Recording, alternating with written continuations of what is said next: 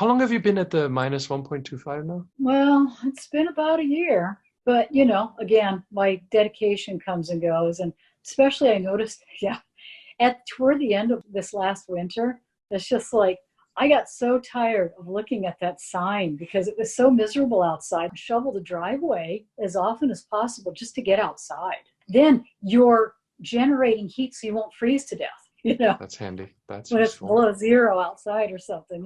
How much are you wearing the minus 1.25s in general? I really like the zero diopter reset in the morning. Put on my glasses, it's like 20 minutes to an hour in the morning without them. Then I'll put them on, after that for the rest of my walk. And then I'll just wear them off and on during the day. If I go outside, sometimes I have them off, sometimes I have them on. So probably I should wear them more because I think I'm probably a little blur adapted.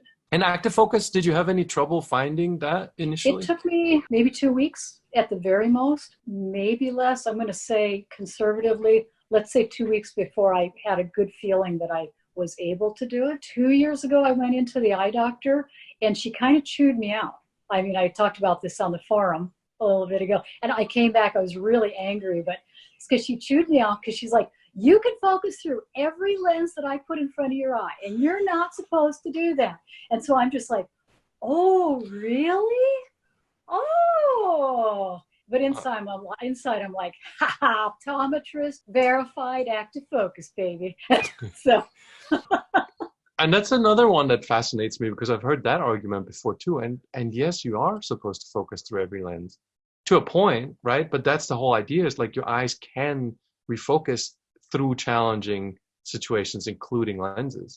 Yeah, well, they're just she couldn't come up with an actual prescription because she said, you're focusing through all of them. She wanted to put drops in my eyes to paralyze my ciliary. And so I said, I got to drive home. So she said, well, come back. There's no extra charge. So the only thing I could think of to say was, well, I'll see what I can do. As I yeah. got my pay, I had her print out the sheets for, from my appointment, and I walked away because no, I'm not coming back for that. The one thing, and you're likely already doing this, is figuring out how much that phone screen might be messing up your ciliary. Like if you Right. spend some time on it and then look at a sign and see if it's noticeably blurred than it should be. Mhm. Sometimes that particular close distance tends to spasm the ciliary faster. And then it's really hard because we're looking at, if you think of the next year and a half that you could get back to 2020, big stumbling block can be, for some reason, just this distance, even 5 minutes can just lock it up. And then Yeah. it takes you 20 minutes for it to go away again. And sometimes just the simple fact of switching to a device with a little bit more distance can resolve a lot. Like a lot of times it's a little thing that is preventing the progress. And if not, and you're doing zero diopter reset and you're wearing the glasses off and on, it just becomes a matter of you need them less and less, right? Like that should be the progression. And sometimes people get frustrated because it's harder to quantify that. Eventually you get to the point where you're like, I don't know where I put them and I haven't been wearing them all day and I forgot that I haven't been wearing them.